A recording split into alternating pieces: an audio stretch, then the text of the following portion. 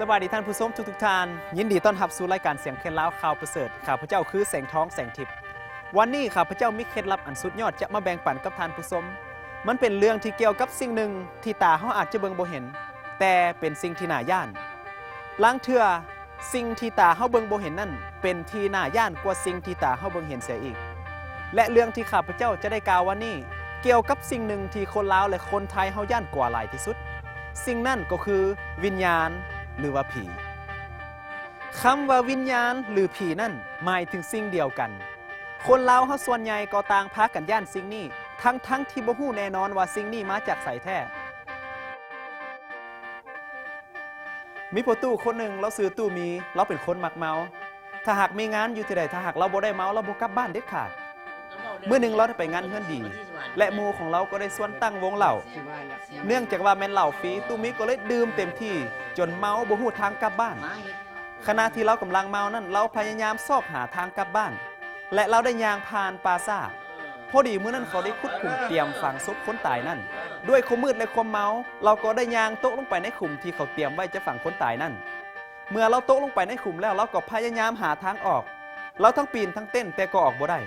และขณะที่เราพยายามปีนออกจากขุมนั่นเราได้ยินเสียงมาจากข้างๆเราว่าเซาซาว่าซั่นเจ้าพยายามหลายปานใดก็ออกบ่ได้ดอกว่าซั่นพอแต่ได้ยินเสียงนั้นเราตื่นตกใจเต้นดองออกจากขุมลืมความเมาแลนหัวซุกหัวซนกลับบ้านตู้มีคิดว่าเราถูกผีหลอกที่แท้จริงแล้วเสียงที่เราได้ยินหันบ่เป็นเสียงผีแต่เป็นเสียงของตู้สาเพื่อนร่วมวงเหล้าของเราพอ30 นาทีก่อนหน้าหันตู้มีและตู้สาได้ดื่มเหล้าอยู่ในวงเดียวกันตู้สาเมาก่อนเราเลยกลับบ้านก่อนและเราก็กลับบ้านบ่ถูกทางเราก็ได้ย่างพาปลาซ่าขึ้นกันและได้ตกลงไปในขุมหันก่อนแล้วเราพยายามปีนออกจากขุมแต่เราก็ออกบ่ได้เราเลยยอมแพ้นั่งอยู่ซื่อๆพอตู้มีตกลงมาเราก็เลยแนะนำตู้มีว่าบ่ให้ปีนแต่ตู้มีหันคิดว่าแม่นเสียงผีแต่เพราะเหตุใดคนลาวเฮาส่วนใหญ่จึงพากันย่านสิ่งนี้ทั้งที่คนส่วนใหญ่บ่เคยเห็นผีจักเทื่อผู้ลางคนก็เชื่อว่าเป็นปีศาจมาจากนอกโลกผู้ลางคนก็เชื่อว่าเป็นเทวดาซัวที่ตกมาสู่โลกของเฮาผู้ลางคนก็เชื่อว่าเป็นมาจากคนที่ตายไปแล้วคนลาวเฮาส่วนใหญ่เชื่ออย่างนี้และก็มีอีกบางคนที่บ่ฮู้แน่นอนว่าสิ่งนี้มาจากไสแต่ก็หักย่านเว้าเรื่องผีมาแล้วคนหัวลุกทั้งที่ตนบ่เคยเห็นผีจักเทื่ออาจจะได้รูปภาพมาจากละครหรือว่าหนังแต่สิ่งนี้จะมาจากไสก็ตามสิ่งหนึ่งที่ข้าพเจ้าคิดว่าท่านผู้ชมคงจะเห็นด้วยกับข้าพเจ้าก็คือว่าวิญญาณเหล่านี้มีอำนาจเหนือมนุษย์และสามารถทำให้มนุษย์เฮาได้เพราะฉะนั้นผู้คนจึงพากันย่านและเก่งกว่าวันนี้ถ้าผู้ใดเป็นคนย่านผีให้ตั้งใจฟังสิ่งที่ข้าพเจ้ากำลังจะได้กล่าวเพราะสิ่งที่ท่านผู้ชมจะได้ยินต่อไปนี้จะซอยให้ท่านผู้ชมบ่ย่านผีและฮู้วิธีปราบผีวันนี้ข้าพเจ้าจะพาท่านผู้ชมไปศึกษาจากพระคัมภีร์เบิ่งว่า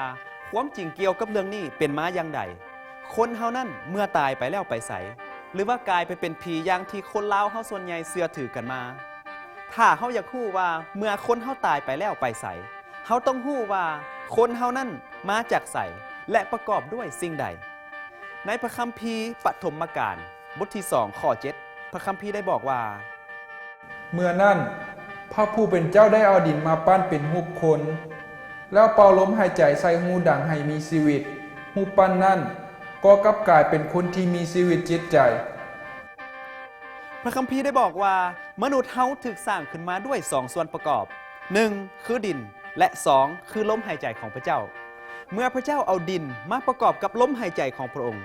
สิ่งที่บ่มีชีวิตก็กลายเป็นสิ่งที่มีชีวิตจิตใจหรือถ้าเฮาสิแปลตามภาษาเดิมแล้วเฮาจะอ่านข้อนี้ว่า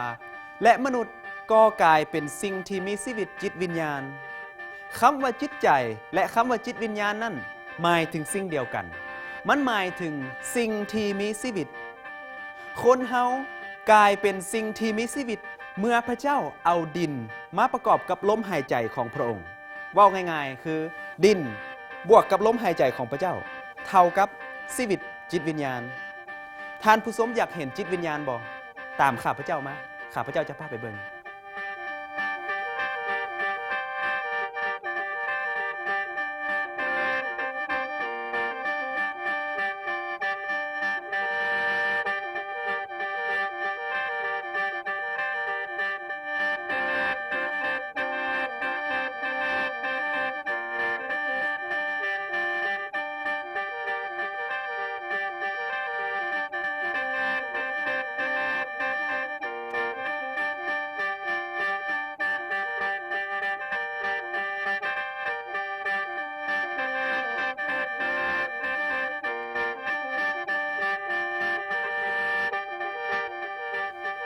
นี่คือวิญญาณ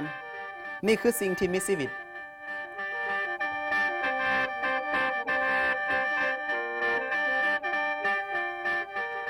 คนเฮามีชีวิตอยู่ได้ทุกมื้อนี้ก็เพราะว่าเฮามีดินและลมหายใจของพระเจ้าประกอบกันอยู่ในตัวของเฮาถ้าปราศจากดินหรือว่าลมหายใจของพระเจ้าแล้วเฮาก็บ่สามารถมีชีวิตอยู่ได้คล้ายๆกับว่าถ้าเฮาจะมีแสงไฟเฮาต้องมี2ส่วนประกอบคือ1หลอดไฟและ2ไฟฟ้าถ้าปราศจากหลอดไฟหรือไฟฟ้าแล้วไฟนั่นก็บ่สามารถมีแสงได้คนเฮาก็เช่นกันถ้าปราศจากดินหรือว่าลมหายใจของพระเจ้าแล้วเฮาก็บ่สามารถมีชีวิตจิตวิญญาณอยู่ได้บัดนี้ให้เฮาไปเบิ่งว่าเมื่อคนเฮาตายไปแล้วเป็นแนวใดในปฐมกาลบทที่3ข้อ19หลังจากที่มนุษย์ได้เฮ็ดผิดบาปแล้วพระเจ้าได้ทรงตรัสกับมนุษย์ว่าอย่างใด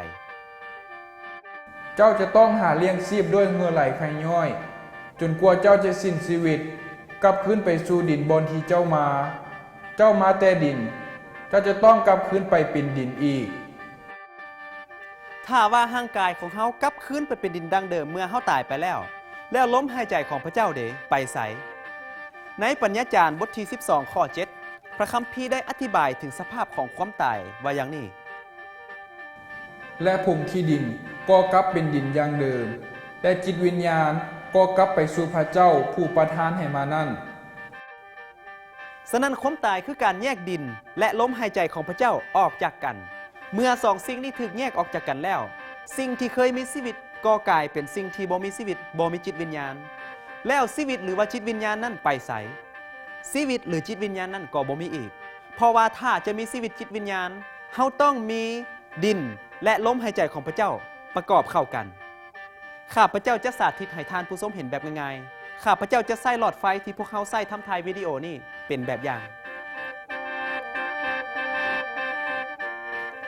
งที่ข้าพเจ้าได้กล่าวมาแล้วว่าเหตุผลที่เฮามีแสงไฟ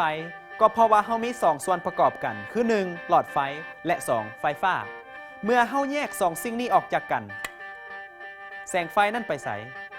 แสงไฟนั่นไปสวรรค์หรือว่าไปนรกหรือว่ากลายไปเป็นผีแสงไฟนั่นบ่ได้ไปไส